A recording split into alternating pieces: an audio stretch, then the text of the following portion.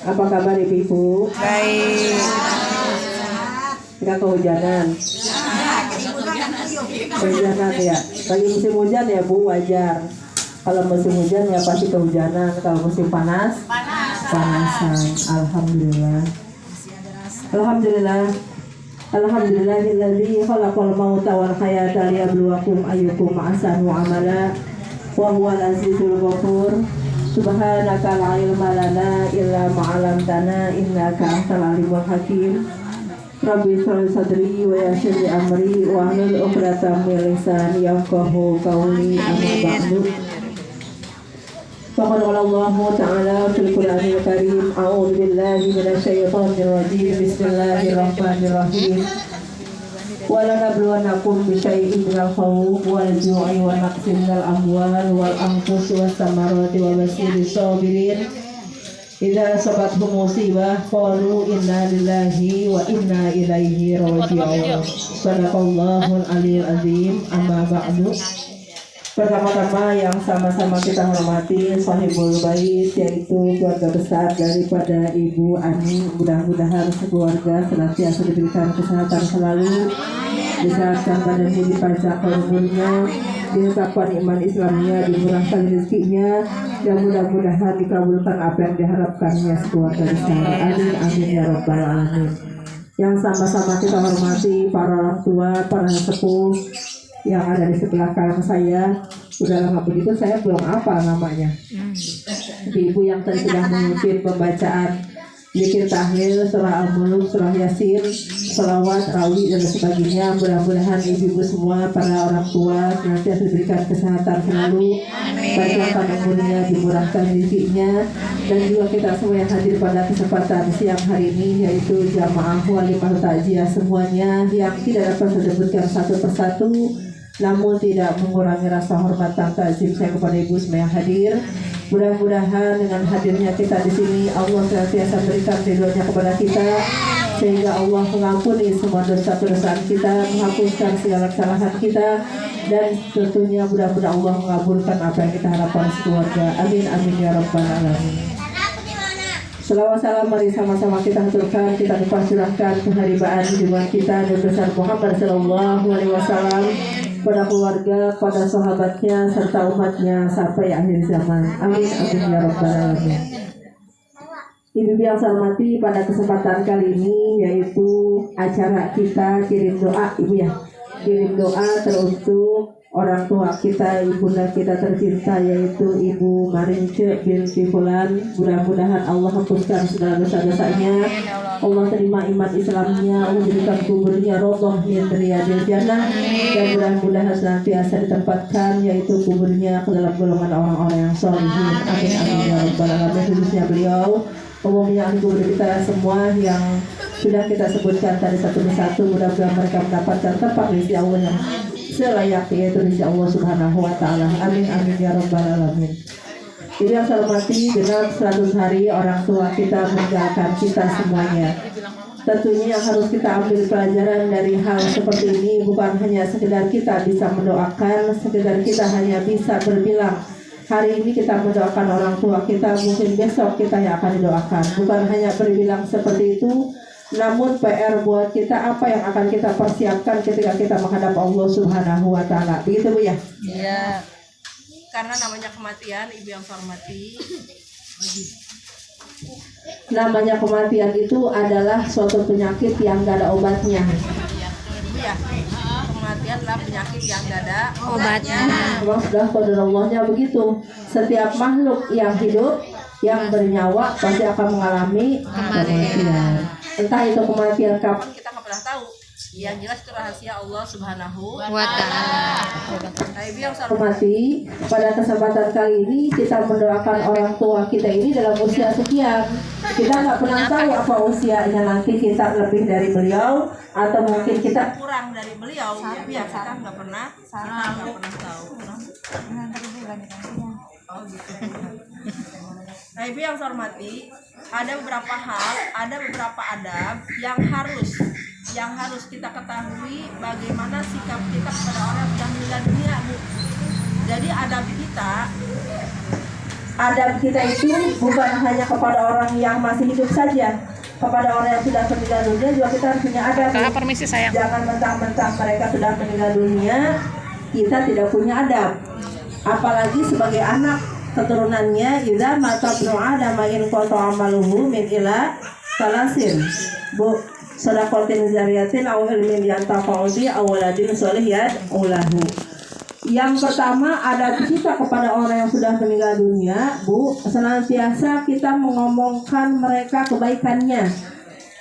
Jadi mengomongkan mereka yang sudah meninggal dunia itu kebaikannya, walaupun mungkin mohon maaf ketika hidupnya mereka itu nggak baik, atau mungkin mohon maaf bergajulan, atau mungkin mereka dalam keadaan belum beriman kepada Allah Subhanahu wa Ta'ala.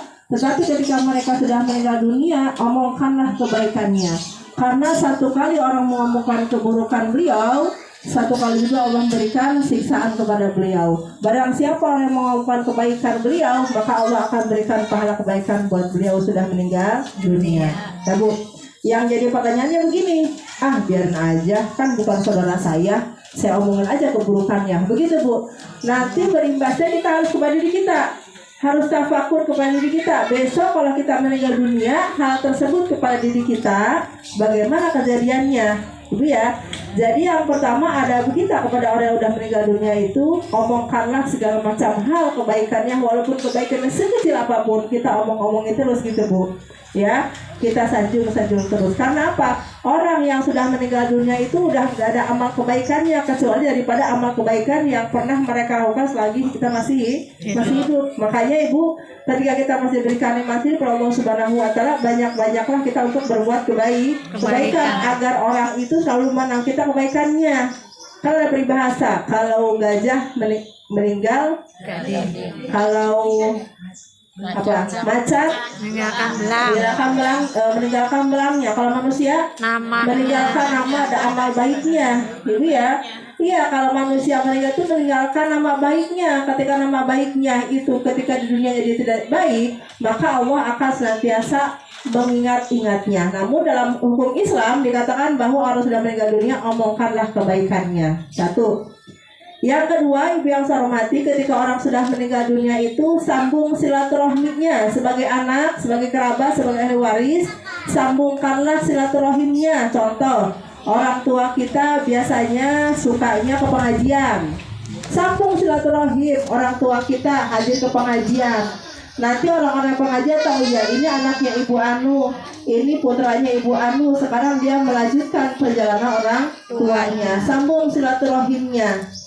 Andainya mungkin orang tua kita kalau lagi masih adanya suka bersilaturahim ke gurunya, sambung silaturahim kita ke guru beliau, menjadi guru kita, begitu Bu. Atau mungkin ke kerabat kita, ke ende-ende kita, ke bibi-bibi kita, ke uwa-uwa kita. Jangan sampai begini Bu, nanti ketika kalau di kampung suka ada yang bilang gini nih, sekarang mah udah gak ada emaknya, bodo amat gitu Bu. Ada gak gitu Bu? Ada. Kakek mau enggak, kayak udah gak ada emaknya ini gitu Bu. Itu gak boleh, namanya memutuskan tali silaturahim. Tali silaturahim itu, silat itu artinya menyambung, rohim kasih sayang. Jadi ketika kita menyambungkan tali silaturahim orang tua kita, namanya kita menyambung rasa kasih sayang kepada orang tua kita atau kepada kerabat orang tua kita. Akhirnya tumbuh rasa kasih sayang, walaupun emaknya udah nggak ada juga dia merajin banget ke sini gitu Bu. Tapi ya ada peribahasa kayak gitu, walaupun bapaknya udah nggak ada juga dia merajin ke sini gitu Bu. Itu kan suatu akhlak yang bagus. Jangan sampai ketika dia pas sudah emaknya nggak ada, nggak pernah nyaba-nyaba kesini, gue udah nggak diakunya gitu Bu. Suka begitu nggak Bu? Di kampung-kampung suka begitu Bu ya. Di kota-kota juga sama Bu. Ya. Jadi jangan sampai kita tidak menyambung silaturahim. Ya. Jadi sambunglah tali silaturahim orang tua kita ketika sudah meninggal dunia. Yang ketiganya Bu, bacakan Al-Quran. Tadi alhamdulillah kita sudah banyak membacakan Al-Quran. Selain itu kita sebagai ahli warisnya, kita sebagai anak keturunannya, sesering mungkin bacakan Al-Quran, minimalnya membaca surat Al-Fatihah. Bisa surat Al-Fatihah Bu? Insyaallah bisa. Bisa Bu baca surat Al-Fatihah? Bisa. Atuh baca Al-Fatihah kagak bisa mah? Gitu ya. Baca Al-Fatihah minimalnya sehabis sholat yang 5 waktu. Apalagi kalau ibu-ibu yang rajin ke pengajian, pagi ngaji, siang ngaji, ustazahnya ngomong di sini, mari ibu-ibu kita baca Fatihah untuk orang tua kita yang udah berpulang ke rahmatullah, baca barang-barang dapat orang tua kasih pelacat pahalanya bu. Tapi kalau kita nggak ngaji, diam aja di rumah bu, udah sholatnya jarang, udah nggak ingat sama baca Al-Fatihah, ngaji juga jarang, apalagi orang tua kita mendapatkan kiriman pahala dari kita. Itulah gunanya kita bersilaturahim, gunanya kita mengaji. Ketika di sini ustaznya bilang, ustazahnya mau baca Al-Fatihah, tersampailah mereka kepada ahli-ahli guru kita, kepada orang-orang tua kita. Orang tua itu manfaatnya silaturahim begitu bu. Jangan sampai orang tua kita tidak mendapatkan kiriman dari kita, kiriman doa, karena orang udah meninggal dunia tuh bu, diibaratkan mereka itu yang berada di lautan yang luas, berada di lautan yang luas. Namanya di lautan bu, ada kayu dipegang, ada pohonan dipegang, ada ranting dipegang. Karena apa? Karena dia ingin cari selamat. Tapi ketika kita mengirimkan doa buat orang tua kita, akhirnya Allah menolongnya, diangkat oleh Allah Subhanahu wa Ta'ala. Terbebaslah kita daripada kecelakaan yang ada di lautan tersebut. Tapi kalau dia tidak mengirimkan doa, bu, orang tua itu terombang ambing di tengah lautan. Alhamdulillah kita bisa bayangkan, kalaupun kita seperti itu, kejadiannya seperti apa kalau kita tidak ada amal pahala yang kita bawa. Contohnya sholat bu ya, yang utama adalah sholat kita yang 5 waktu. Jangan sampai kita tinggal, jangan sampai kita sholat, kita nggak pernah sholat malah kita minta di sholatin. Ya bu ya, katakanlah kita jauh banget jalan-jalan kemana di Sabah, musola deket banget, majelis taklim deket banget, nggak pernah di Sabah. Entar dia mah di Sabah ya, entar dia mah nunggu ke musolahnya, nunggu dianterin katanya gitu bu. Suka ada orang kayak bilang gitu ya. Maksudnya apa? Nunggu di sholatkan, naudzubillah ibu ya. Sedangkan sholat itu adalah suatu hal perisai umat Islam. Satu, sholat kita baik, maka amal kita yang lainnya akan mengikuti baik. Jadi sering-seringlah kita membacakan Al-Quran buat orang tua kita. Berapa bu? Berapa mudah bu? Ibu? Ayo berapa? 3. Yang keempatnya yaitu bayarkan hutangnya bu. Orang tua kita mungkin ada hutang, ada sambutan yang kita nggak tahu. Tanya setiap orang tua kita bergaulnya di mana, pokoknya di warung atau di mana sama teman-teman, tanya. Bu, mungkin orang tua saya sering bergaul sama ibu, sama pok, mungkin orang tua saya ada sangkutan, saya akan membayarkannya. Begitu bu. Jangan sampai nanti orang tua kita udah meninggal dunia, banyak yang nagih, kitanya malah nggak pernah menjawab. Itu ibu yang saya hormati. Ketika orang yang udah meninggal dunia bu, kalau seandainya hutangnya belum terbayarkan karena dia tidak niat untuk membayarnya, beda bu. Dengan tidak niat untuk membayarnya, itu dia bagaikan terlibat bumi antara di bawah dan di atas, dijepit bu, diterima di bumi enggak, di langit juga udah diserahin gitu bu. Orang yang punya hutang tapi tidak niat untuk membayarnya, beda dengan orang yang banyak hutang karena dia belum berkesanggupan membayarnya tapi dia berniat untuk membayarnya. Itu beda halnya bu. Karena ada macam-macam orang bu, ada yang suka ngutang bu, ada yang suka ngutang, ada yang suka ngutang, ada yang ngutang dulu, ada yang kadang-kadang ngutang. Itu yang mana tuh bu? Kadang-kadang ngutang, ibu ya, suka ngutang dulu, emang tukang ngutang. Mana tuh ibu? Posisi mana tuh bu? Ya, kalau yang kadang-kadang ngutang mungkin boleh jadi dia bisa bener bayarnya. Karena apa? Kadang-kadang lagi butuh aja dia ngutang bu, ya. Tapi besok dibayarnya. Kalau tukang ngutang dulu, ibu ya. Tapi bayarnya enggak. Alhamdulillah ibu yang masih pada punya hutang, sekarang ayo dibayar hutangnya sedikit-sedikit, nggak apa dicicil. Sama dengan halnya hutang puasa bu. Sekarang bulan Jumat akhir nih bu. Tinggal 2 bulan lagi kita berpuasa ya.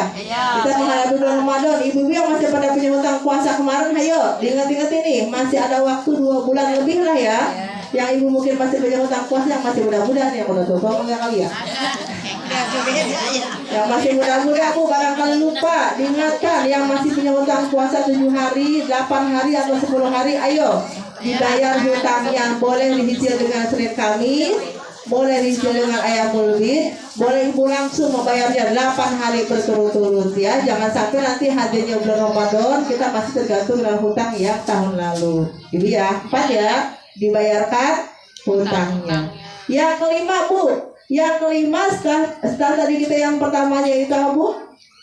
Yang pertama tadi apa Bu? Bu, yang pertama tadi apa? Ibu nggak fokus ya, ya. Itu Bu ya.